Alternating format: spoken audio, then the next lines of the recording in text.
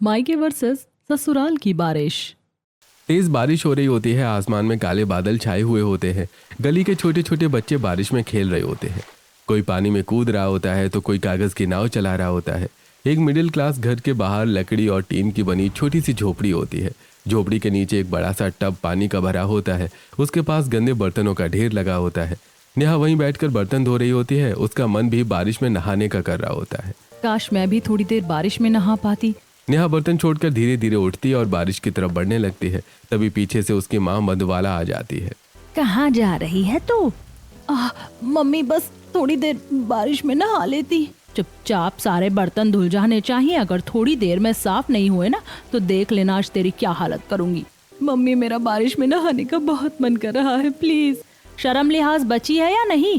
हमारी इज्जत मिट्टी में मिला रखी है और अब बारिश में नहाने की बात कर रही है। मम्मी एक शब्द और नहीं, चुपचाप बैठकर घर का काम कर। नेहा की आंखों में आंसू आ जाते हैं। वो चुपचाप फिर से बर्तन धोने लगती है। मधुबाला छाता लेकर घर के अंदर चली जाती है। शाम को बारिश अभी भी हो रही थी। मोहन जी बाजार से गरम गरम भुट्टे लेकर आते हैं। घर के बाहर बने चौपारे पर कुर्सियां डली होती हैं। पूरा परिवार वहां बैठकर बारिश का मजा ले रहा होता है। भुट्टों पर नींबू और मसाला लगाया जा रहा होता है। उनकी खुशबू चारों तरफ फैल रही होती है। नेहा जमीन पर बैठी सबको देख रही होती है। वाह पापा, आज तो मजा आ गया। अरे बारिश और भुट्टा, इससे बढ़िया कॉम्बिनेशन कोई नहीं है। लो तुम लोग और भी खाओ। नेहा भुट्टों को देखकर लालच भरी नजरों से देखने लगती है। उसके मुंह में पानी आ जाता है। मम्मी थोड़ा सा भुट्टा मुझे भी दे दो ना। नेहा की बात सुनते ही सबका चेहरा बदल जाता है। खिलाऊं तुझे भी भुट्टा? बस थोड़ा सा, अक्ल तो है नहीं तुझे? तो अपनी मनहूस शक्ल लेकर यहाँ से चली जा, वरना मेरे हाथों कुछ गलत हो जाएगा। नेहा डर जाती है। वो भागते हुए घर के बराबर में बनी छोटी सी झोपड़ी में चली जाती है और एक कोने में बैठकर रोने लगती है। मेरे अपने माँ बाप मुझे कुछ नहीं समझते। हर वक्त मुझे मारने पीटने पर तुले रहते। जब यही मुझे पसंद नहीं करते तो दुनिया वाले मुझे कैसे पसंद करेंगे? कुछ दिन बाद तेज बारिश हो रही होती है। नेहा अपनी झोपड़ी में बैठकर पढ़ाई कर रही होती है। उसके सामने किताबें खुली थीं। तभी दिव्या और बंटी झोपड़ी के अंदर आते हैं। ओह, बड़ी पढ़ाई हो रही है यहाँ। दीदी किताब मत लो, मुझे वापस करो। अरे तू पढ़ाई क्या करेगी? तूने मम्मी पापा की इज्जत तो पहले ही मिट्टी में मिला दी है। मुझे पढ़ना है दीदी। अब तुझे पढ़ने का कोई हक नहीं है। और ना ही पापा तेरी पढ़ाई के पैसे देंगे। जो भी पैसा होगा वो हमारा होगा। वैसे भी अब तेरी शादी के दिन आने वाले हैं। अरे जिस दिन तू इस घर से निकलेगी उस दिन हम असली मजे करेंगे। दोनों जोर जोर से हंसने लगते हैं। फिर बंटी सारी किताबें उठाकर बाहर बारिश में फेंक देता है। भैया नहीं, ऐसा मत करो। नेहा उनके पीछे भागती है लेकिन दोनों भाई बहन किताबें वापस नहीं देते। बारिश में किताबों के पन्ने गलने लगते हैं। स्याही फैल जाती है। कुछ देर बाद दोनों हंसते हुए घर के अंदर चले जाते हैं। नेहा धीरे धीरे बारिश में जाकर अपनी खराब हो चुकी किताबें उठाती है। वो उन्हें सीने से लगा लेती है और बारिश में ही बैठकर रोने लगती है। क्यों हो रहा है मेरे साथ ये सब? क्या मुझे जीने का हक नहीं है? माना मैंने एक गलती कर दी, लेकिन इसका मतलब ये तो नहीं कि परिवार वाले मेरी जिंदगी को नर्क बना दे। इससे अच्छा तो मुझे जान से मार देते। कम से कम मुझे इतना दुख और अत्याचार तो नहीं सहना पड़ता। अगले दिन बारिश बंद हो चुकी होती है। ठंडी ठंडी हवा चल रही थी। नेहा अपनी झोपड़ी के अंदर बैठी होती है। उसके हाथ में बचपन की कुछ पुरानी तस्वीरें थीं।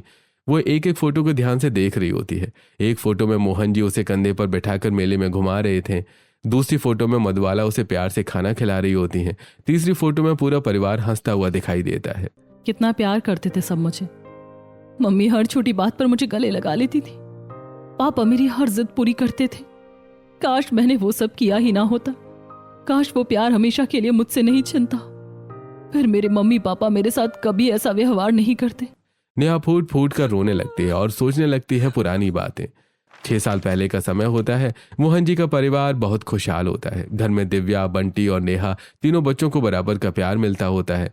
मधुबाला अपने तीनों बच्चों पर जान छिड़कती है। मोहन जी भी तीनों की हर छोटी बड़ी इच्छा पूरी करते होते हैं।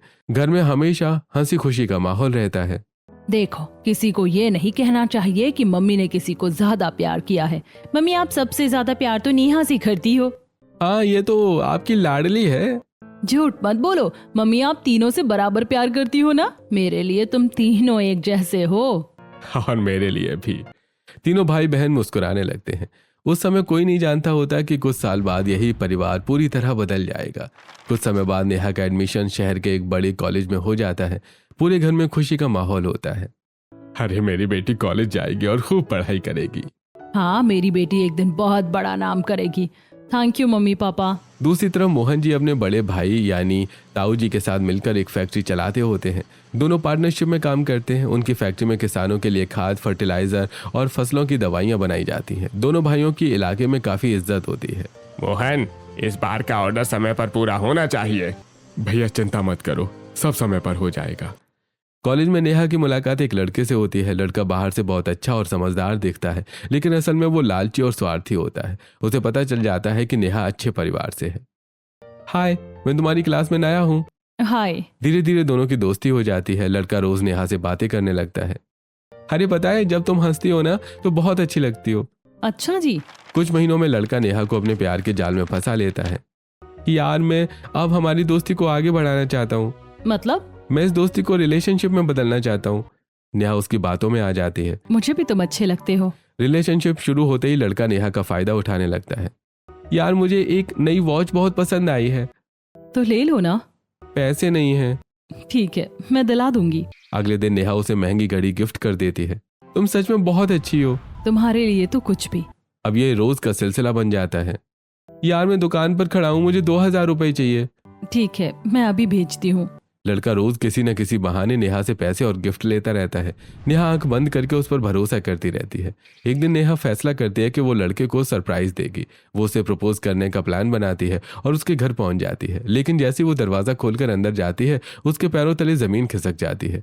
घर के अंदर मेहमानों की भीड़ लगी होती है। स्टेज सजा हुआ होता है और वही लड़का एक दूसरी लड़की को अंगूठी पहना रहा होता है। उसकी सगाई हो रही होती है। ये क्या है? लड़का नेहा को देखकर घबरा जाता है और गुस्से से उसे बाहर जाने का इशारा करता है। अगले दिन कॉलेज में। तुमने मुझे धोखा क्यों दिया? अगर प्यार नहीं था तो इतना ड्रामा क्यों किया? अरे, मैं तुमसे कोई प्यार व्यार नहीं करता। क्या? मैंने तो सिर्फ तुम्हारा इस्तेमाल किया है। मैं सबको बता दूंगी कि तुम कितने घटिया इंसान हो, खासकर तुम्हारी मंगेतर को। लड़का ये सुनकर घबरा जाता है। नेहा कुछ करती है उससे पहले ही लड़का उसके घर पहुंच जाता है। वो मोहन जी, मधुबाला और पूरे परिवार के सामने नेहा की चैट और कॉल रिकॉर्डिंग दिखा देता है। उसी समय ताऊ जी भी वहां मौजूद होते हैं। पूरे घर में सन्नाटा छा जाता है। मोहन, ये सब क्या है? अरे भैया, मेरी बात तो सुनिए। आज से तो मेरे साथ पार्टनरशिप में काम नहीं करेगा। तुझसे अपनी बेटी तक संभाली नहीं गई तो मेरा बिजनेस क्या संभालेगा? अरे भैया, आपको गलतफहमी हो रही है। अब बस, हमारा कोई रिश्ता नहीं है। ताऊ जी गुस्से में वहां से चले जाते हैं। कुछ ही दिनों में पूरे इलाके और रिश्तेदारी में बात फैल जाती है। रिश्तेदार रोज घर आकर ताने मारते हैं। मधुबाला, लानत है तुम पर, एक लड़की तक नहीं संभाली गई। अगर इसे शादी की इतनी जल्दी थी तो पहले इसके हाथ पीले कर देते, बड़ी बेटी की शादी बाद में कर देते। मधुबाला और मोहन जी शर्म से सिर झुकाकर खड़े रहते हैं। लगातार बदनामी के बाद घर वालों का दिल पूरी तरह से बदल जाता है। तो अब इस घर में सिर्फ इसलिए रहेगी क्योंकि तेरी शादी नहीं हुई है।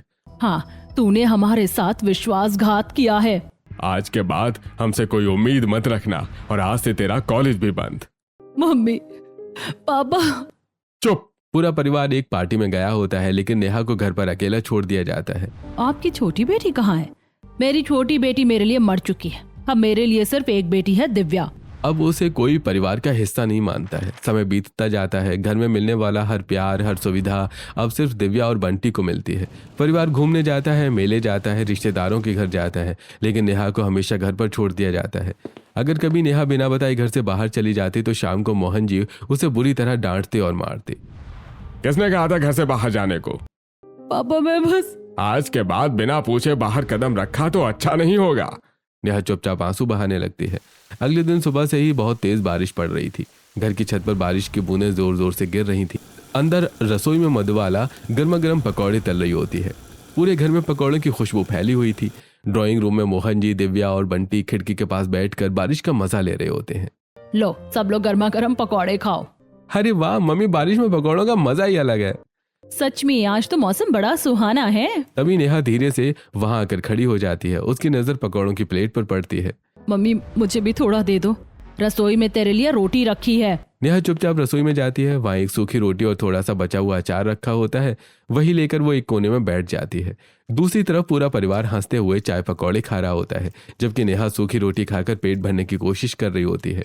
उसी रात बारिश के भीगने और ठंड लगने की वजह से नेहा को तेज बुखार हो जाता है और वो अपनी घर में कांप रही होती है। मम्मी, मेरा सिर बहुत दर्द कर रहा है। लेकिन अंदर बैठे परिवार को उसकी कोई परवाह नहीं होती। आवाज कम करो, मैच देखने दो। मम्मी एक और चाय बना दो ना। पूरी रात नेहा बुखार में तड़पती रहती है, लेकिन कोई उसे दवाई तक नहीं देता। कुछ दिन बाद फिर तेज बारिश शुरू हो जाती है। घर में मेहमान आए हुए होते हैं। बाहर का रास्ता कच्चा होने की वजह से सभी के जूतों में कीचड़ लगी होती है। पूरा फर्श गंदा हो जाता है। नेहा। जी मम्मी। ये सारा चबूतरा साफ कर और जितने जूते बाहर पड़े हैं ना सब धो। और फर्श भी चमकना चाहिए। नेहा चुपचाप बाहर चली जाती है। बारिश लगातार पड़ रही थी। वो भीगते हुए सभी जूते साफ करने लगती है। अंदर मेहमान दिव्या और बंटी चाय पकौड़े खा रहे होते हैं। उनकी हंसी की आवाज बाहर तक आ रही थी।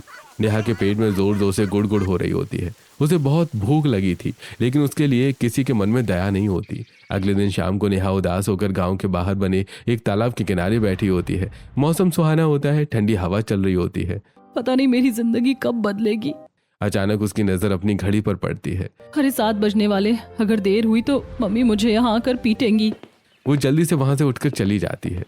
क्या नेहा का अत्याचार कभी खत्म हो पाएगा या उसे हर बारिश इतना ही दुख पहुंचाएगी? लेकिन जल्दबाजी में उसका एक झुमका वहीं गिर जाता है। कुछ देर बाद एक लड़का वहां आता है। उसका नाम राघव होता है। उसे तालाब का ये किनारा बहुत पसंद होता है और वो अक्सर यहाँ आकर बैठता है। ये जगह सच में बहुत सुकून देती है। जैसे ही वो वापस जाने लगता है, उसके पैर में कुछ फंस जाता है। अरे, वो झुमका उठाता है। अरे कितना सुंदर झुमका है। तो इसे पहनने वाली कितनी सुंदर होगी। अगले दिन राघव झुमके की मालकिन को ढूंढने निकल पड़ता है। वो कई दुकानों पर जाकर पूछता है, भैया क्या ये झुमका आपकी दुकान से गया है? तभी एक दुकान पर नेहा खड़ी होती है। भैया मेरे पुराने वाले जैसा झुमका दिखा दीजिए। नेहा की नजर अचानक राघव के हाथ पे पड़े झुमके पर पड़ती है। अरे ये तो मेरा झुमका है। तो आखिर इसकी मालकिन मिल ही गई। ये आपको कहाँ मिला? अरे तालाब के पास। अच्छा अब मुझे वापस दो। झुमका जितना सुंदर है, उसे पहनने वाली उससे भी ज्यादा सुंदर है। बस बस, ज्यादा बातें बनाने की जरूरत नहीं है।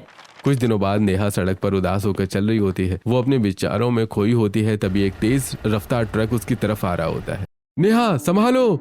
लेकिन नेहा को कुछ सुनाई नहीं देता। अगली पल राघव दौड़कर उसे खींचकर सड़क के किनारे ले आता है। तुम पागल हो क्या? मरना चाहती हो? छोड़ो मुझे, और मेरा पीछा क्यों करते रहते हो? क्योंकि मुझे तुम्हारी फिक्र होती है। धीरे धीरे दोनों की मुलाकातें बढ़ने लगती हैं और एक दिन हल्की बारिश में दोनों तालाब किनारे बैठे होते हैं। तुम हमेशा इतनी उदास क्यों रहती हो? मुझे सच बताओ, आखिर ऐसा क्या हुआ था? मैं एक बार किसी से प्यार करती थी, लेकिन उसने मुझे धोखा दे दिया। उसके बाद मेरा परिवार भी मुझसे दूर हो गया। अब मुझे प्यार जैसी चीज पर भरोसा नहीं है। मैं उन लड़कों जैसा नहीं हूँ। मैं रिश्ता निभाना जानता हूँ। मैं तुमसे शादी करना चाहता हूँ। पसंद तो तुम मुझे भी हो, लेकिन मेरे घर वाले कभी नहीं मानेंगे। बाकी सब मुझ पर छोड़ दो। उसी रात राघव अपनी माँ कमला देवी को सारी बात बता देता है। कमला देवी एक समझदार महिला थी। वो तुरंत रिश्तेदारी के जरिए बात आगे बढ़ाती हैं। अगले दिन राघव का पूरा परिवार नेहा के घर पहुंचता है। मोहन जी को लगता है कि रिश्ता रिश्तेदारी से आया है। हमें ये रिश्ता मंजूर है। बड़ी बेटी की शादी पहले नहीं करेंगे? नहीं बहन जी, पहले छोटी बेटी की ही शादी करेंगे। कुछ ही दिनों में रिश्ता पक्का हो जाता है और धूमधाम से शादी हो जाती है। गृह प्रवेश के समय अचानक तेज बारिश शुरू हो जाती है। देखो बहू, बारिश ने खुद संकेत दिया है कि तुम्हारी जोड़ी हमेशा सलामत रहेगी। सच में हमारे घर में लक्ष्मी आई है। नेहा की आंखें नम हो जाती हैं। उसे पहली बार किसी ने इतना सम्मान दिया था। रात को नेहा बालकनी में खड़ी बारिश को देख रही होती है। उसके चेहरे पर हल्की मुस्कान होती है। कितनी सुंदर बारिश है। बाहर जाने का मन कर रहा है क्या? शायद। तो चलो। दोनों बिना छतरी के बारिश में निकल जाते हैं। पहली बार नेहा को बारिश में भीगने का कोई डर नहीं होता। कोई उसे डांटने वाला नहीं होता। रास्ते में एक छोटे से ठेले पर लाइट जल रही होती है। चाय पियोगी? और मैगी भी। दोनों बारिश में बैठकर गर्मा गर्म चाय और मैगी खाते हैं। नेहा खुलकर हंस रही होती है। सालों बाद उसे महसूस होता है कि जिंदगी सच में खूबसूरत भी हो सकती है। नेहा पहली बार बारिश को अपने दर्द नहीं बल्कि अपनी नई शुरुआत की तरह महसूस कर रही होती है। अगली सुबह बाहर बहुत तेज बारिश हो रही थी। काले बादलों ने पूरे आसमान को ढक लिया था। बारिश की बूंदें खिड़कियों से टकराकर आवाज कर रही होती हैं। घर की सारी खिड़कियां खुली हुई होती हैं और ठंडी ठंडी हवा पूरे घर में घूम रही थी। नेहा नींद से उठकर नीचे आती है और जैसे वो डाइनिंग एरिया में पहुंचती है, उसकी आंखें हैरानी से बड़ी हो जाती हैं। टेबल पर गर्मा गर्म पकौड़े, सैंडविच, जलेबी और चाय रखी होती है। पूरा परिवार बारिश देखते हुए नाश्ता कर रहा होता है। अरे बहू आ गई तू, जल्दी आ हमारे साथ बैठ। जी मम्मी जी। बेटा आजा हमारे साथ पकौड़े खा ले, देख कितना अच्छा मौसम हो रहा है। लेकिन मम्मी जी आज तो मेरी पहली रसोई थी। अरे बेटा पहली रसोई तो होती रहेगी। पहले बारिश का मजा लो। लगता है बहू अभी भी खुलकर नहीं रह पा रही है। मम्मी आज इसका इलाज करते हैं। और ये चाय भी पी लो। नेहा धीरे से कुर्सी पर बैठ जाती है। उसके चेहरे पर हल्की मुस्कान होती है, लेकिन उसके मन में अभी भी एक डर छिपा होता है। मायके में बारिश का मतलब डांट, मार और ताने होते थे, इसलिए जब भी ससुराल में बारिश होती उसे डर लगता कि कहीं कोई अचानक गुस्सा न हो जाए। कुछ दिनों बाद फिर तेज बारिश हो रही होती है। पूरा परिवार नोटिस करता है कि नेहा हमेशा थोड़ी डरी डरी रहती है। अरे आप लोग मुझे कहाँ ले जा रहे हो? थोड़ी देर बाद सब लोग नेहा को पकड़कर छत पर ले जाते हैं। ये सब क्या है? आज बारिश का असली मजा लेंगे। अरे सरप्राइज! छत पर एक बड़ा स्पीकर लगा होता है, तेज म्यूजिक बज रहा होता है, बारिश लगातार हो रही होती है। बहू खड़ी मत रह, डांस कर। अगले ही पल पूरा परिवार बारिश में डांस करने लगता है। अरे भाई आज कोई नहीं बचेगा। आप लोग कितने अच्छे हो, और अब आप भी हमारी तरह पागल बनने वाली हो। राघव नेहा का हाथ पकड़कर उसे बारिश में घुमाने लगता है। धीरे धीरे नेहा का डर खत्म होने लगता है। वो भी बारिश में खुलकर हंसने लगती है। सालों बाद नेहा अपनी पहली बारिश में खुलकर हंस रही थी। एक दिन कमला देवी अपनी अलमारी से कुछ पैसे निकालती हैं और नेहा को बुलाती हैं। बेटा ये रख। मम्मी जी ये किस लिए? जा अपनी पसंद की अच्छी अच्छी ड्रेस खरीद ला। लेकिन मम्मी जी मैं अकेले कैसे जाऊंगी? अकेले जाने की क्या जरूरत है? मैं तेरे साथ रिया को भेज रही हूँ। चलो भाभी आज मॉल की आधी दुकानें खाली करवा देंगे। थोड़ी देर बाद रिया और नेहा मॉल पहुंच जाती हैं। दोनों कई दुकानों में घूमती हैं। भाभी ये वाली पहनोगी तो एकदम हीरोइन लगोगी। दीदी आप भी ना। दोनों ढेर सारी ड्रेस, सैंडल और ज्वेलरी खरीदती हैं। शॉपिंग खत्म करके दोनों मॉल से बाहर निकलती हैं। तभी अचानक तेज बारिश शुरू हो जाती है। अरे दीदी हमारे पास तो छतरी नहीं है, चलो साइड में रुक जाते हैं। तभी रिया मुस्कुराने लगती है। मेरी भाभी के लिए सब पहले से तैयार है। वो अपने बैग से एक बड़ी छतरी निकालती है और खोल देती है। दीदी आपने छतरी भी रखी थी? बिल्कुल। रिया छतरी नेहा के ऊपर कर देती है। दीदी छतरी मैं पकड़ लेती हूँ। बिल्कुल नहीं, मेरी भाभी को ये सब करने की कोई जरूरत नहीं है। दीदी चलो अब। रास्ते में एक ठेले पर गर्मा गर्म भुट्टे भुन रहे होते हैं। कोयलों की खुशबू बारिश की हवा में घुल रही होती है। भाभी भुट्टा खाओगी? हाँ। दोनों ठेले के पास खड़ी हो जाती हैं। लो बहन जी गर्मा गर्म भुट्टा। दोनों नींबू और मसाला लगा हुआ भुट्टा खाने लगती हैं। दीदी कितना अच्छा लग रहा है, मुझे बारिश बहुत पसंद है। भाभी मुझे भी बारिश, भुट्टा और अपने लोग, इससे ज्यादा क्या चाहिए? नेहा मुस्कुराने लगती है। उसे विश्वास ही नहीं होता कि एक समय बारिश उसके लिए दर्द और आंसुओं की निशानी थी, लेकिन आज वही बारिश उसे अपनेपन, प्यार और नई जिंदगी का एहसास दिला रही थी। अगली सुबह मौसम साफ होता है, बारिश नहीं हो रही होती। राघव अपने ऑफिस के केबिन में बैठकर लैपटॉप पर काम कर रहा होता है। तभी उसके फोन की घंटी बजती है। स्क्रीन पर मोहन जी का नाम चमक रहा होता है। नमस्ते पापा जी। बेटा हमारे अकाउंट में कुछ 20,000 रुपए ट्रांसफर कर देना। ठीक है पापा जी, मैं अभी कर देता हूँ। धन्यवाद बेटा। फोन करते ही राघव तुरंत पैसे ट्रांसफर कर देता है। उसे लगता है कि परिवार की मदद करना उसका फर्ज है। दूसरी तरफ घर में नेहा को सभी लोगों का बहुत प्यार मिलने लगा होता है। कमला देवी, प्रीतम जी, रिया और राघव हर समय उसका ध्यान रखते हैं। लेकिन ये सब देखकर शिल्पा को लगने लगता है कि घर में उसकी अहमियत कम हो गई है। वो धीरे धीरे सबसे दूर रहने लगती है। शिल्पा बेटा चाय पी ले। नहीं मम्मी जी मन नहीं है। अब वो घर में किसी से ज्यादा बात नहीं करती, हर बात का जवाब गुस्से में देती है। एक दिन शिल्पा अपने कमरे में अकेली बैठी होती है। कमला देवी उसके पास आकर बैठ जाती है। बेटा मुझे पता है तेरे मन में कुछ चल रहा है। नहीं मम्मी जी ऐसी कोई बात नहीं है। मुझे लगता है कि नेहा के आने से तुझे थोड़ा बुरा लग रहा है। शिल्पा चुप हो जाती है। मम्मी जी आप लोगों ने आते ही उसे सिर पर चढ़ा लिया है। पहले मैं आपकी सबसे लाडली थी। बेटा ऐसा बिल्कुल भी नहीं है। बस मुझे इतना लगता है कि नेहा ने अपनी जिंदगी में बहुत दर्द देखा है। देखा नहीं तूने वो कितनी डरी डरी रहती है। हम सिर्फ प्यार देकर उसका डर खत्म करना चाहते हैं। मेरी इम्पोर्टेंस तो खत्म नहीं होगी ना। पगली तू मेरी बड़ी बेटी है, तू हमेशा खास थी और हमेशा खास रहेगी। शिल्पा की आंखें भर आती हैं। वो कमला देवी के गले लग जाती है। अगले दिन फिर से तेज बारिश हो रही होती है। नेहा चलो आज तुम्हें हमारा स्पेशल स्पॉट दिखाते हैं। कौन सा स्पॉट? चलो खुद ही देख लो। पूरा परिवार छत पर पहुंचता है। छत के एक कोने में लकड़ी और बांस से बनी सुंदर झोपड़ी जैसी बैठने की जगह थी। उसके चारों तरफ फूलों की बेलें लगी होती हैं। बारिश की बूंदें छत पर गिर रही होती हैं और ठंडी हवा चल रही होती है। अरे वाह, आज का लंच यहीं होगा। सभी लोग झोपड़ी के नीचे बैठकर खाना खाने लगते हैं। शिल्पा और नेहा साथ बैठी होती हैं। दोनों हंसते हुए बातें कर रही होती हैं। मेरी दोनों बेटियां इधर आओ। कमला देवी खाने की प्लेट से पहला निवाला नेहा को खिलाती है। ये मेरी छोटी बेटी के लिए। फिर दूसरा निवाला शिल्पा को खिलाती है। और ये मेरी बड़ी बेटी के लिए। दोनों मुस्कुरा देती हैं और उसी रात बारिश रुक जाती है।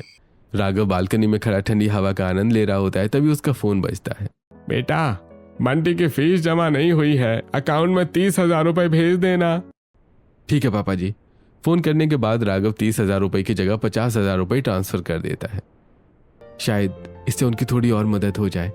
कुछ दिनों बाद राघव नेहा को एक सुंदर होटल में डिनर डेट पर लेकर जाता है।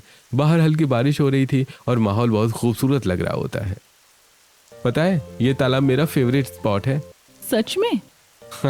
हाँ, जब भी परेशान होता था वहीं जाकर बैठता था।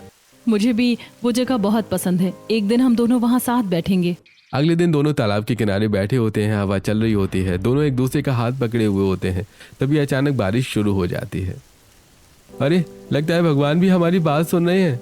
शायद ये संकेत है कि हम दोनों कभी अलग नहीं होंगे। नेहा मुस्कुराकर अपना सिर राघव के कंधे पर रख देती है। दोनों बारिश को देखते रहते हैं। अगले दिन रात का समय होता है। बाहर बारिश बंद हो चुकी होती है। राघव कमरे में बैठा फोन पर बात कर रहा होता है।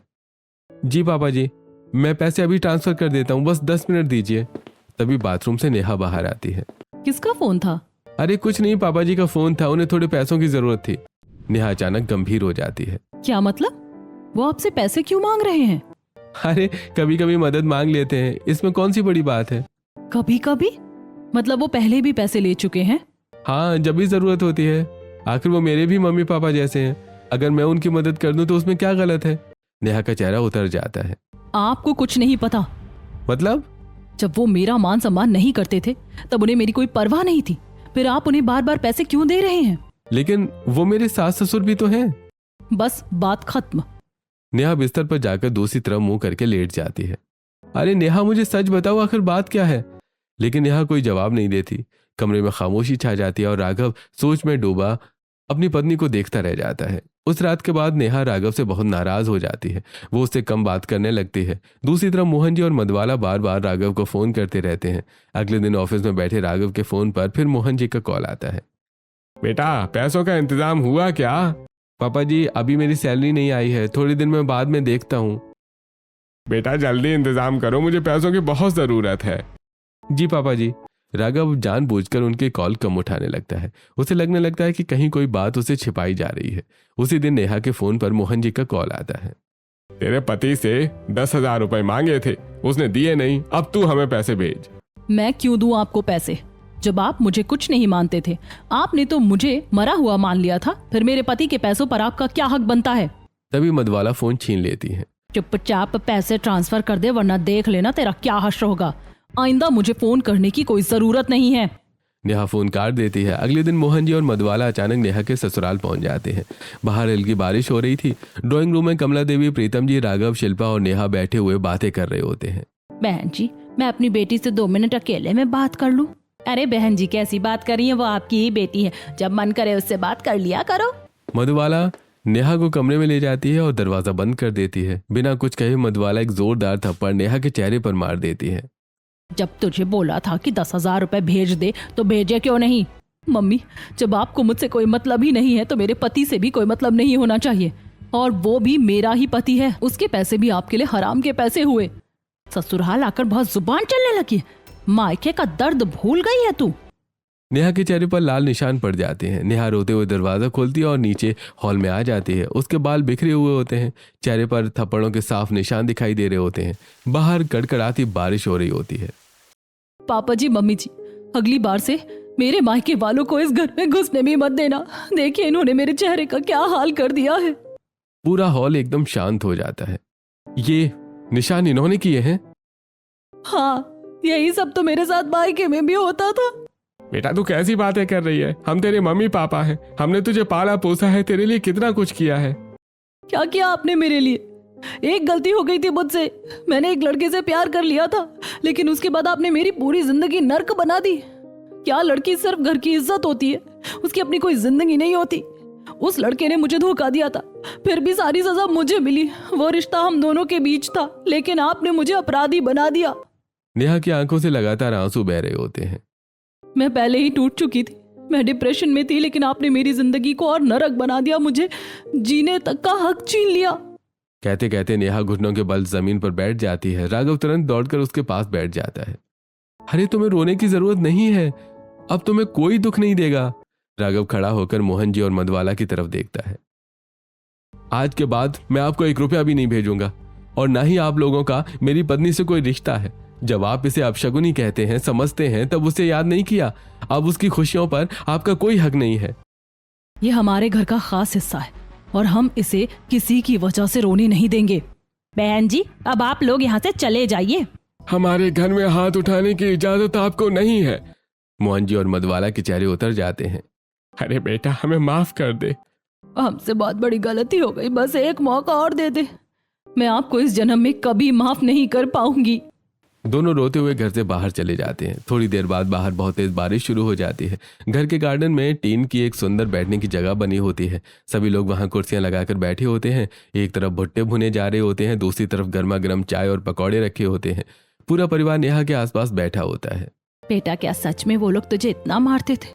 हाँ मम्मी जी, बारिश का नाम सुनकर भी मुझे डर लगने लगा था, क्योंकि हर बारिश मेरे लिए दर्द लेकर आती थी। शिल्पा आगे बढ़कर उसका हाथ पकड़ लेती है। आज के बाद हम ये बात कभी नहीं करेंगे। वो तुम्हारा अतीत था, लेकिन तुम्हारा वर्तमान और भविष्य हम सब हैं। और हम हमेशा तुम्हारे साथ रहेंगे। तेरे आंसू हमारे लिए बहुत कीमती हैं। अब इस घर में सिर्फ खुशियां रहेंगी।